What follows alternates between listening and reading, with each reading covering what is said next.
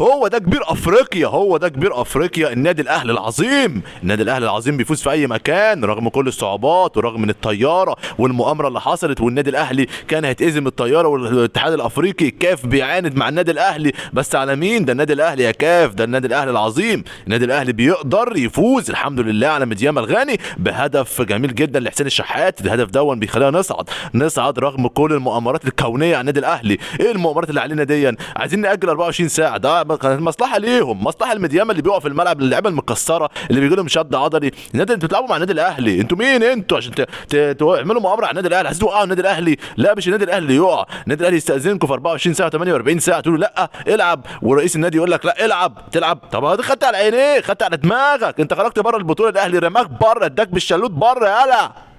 وايه ارض الملعب دي؟ جايب لنا ارض ملعب، ده ارض بطاطس دي نزرع فيها بطاطس؟ لا لا ولا يهمنا ارض بطاطس بقى، ارض ملعب. النادي الاهلي كبير على اي حد، النادي الاهلي ولا ارضيه ملعب تفرق معاه، ولا بطاطس تفرق معاه، ولا الكلام الاهبل ده يفرق معانا. لا وتالق الحمد لله رجاله يا الهويه يا جمال، تالق شوبير الحمد لله. شوبير شال كذا كوره وشال انفرادات وشال كور خطيره جدا على النادي الاهلي، ولكن الحمد لله حارس بيثبت نفسه، بيقول لا الشناوي مش موجود انا موجود. شوبير حائط صد قوي جدا للنادي الاهلي الحمد لله. اطمنا على حراسه المرمى في افريقيا مع شوبير، تالق يا ابني، برافو عليك، شابوه، وكل جماهير الاهلي بتدعمك، والحمد لله الاهلي كبير يا جماعه، والاهلي قدر يفوز، والاهلي حسين الشحات مع مودست وسيفونيه جميله. مودست ايوه كده يا مودست دلعنا، ايوه كده فرجنا على الكره الجميله يا عم مودست، اسيست عالي الجوده جميل جدا من حسين الشحات. الله اكبر على حسين الشحات، الراجل طول الماتش بيجتهد، طول الماتش بيجري، طول الماتش بيحاول، طول الماتش عامل خطوره على فريق مديام الغاني التعبان دون، ولكن الحمد لله هو حسين الشحات ومودست فرحونا. ايوه كده النادي الاهلي الهدف الجميل، هدف الفوز، هدف الصعود باذن الله للنادي الاهلي في البطوله الغاليه، بطوله المحببه للنادي الاهلي ومحببه لجماهير النادي الاهلي. الف مبروك يا رجاله،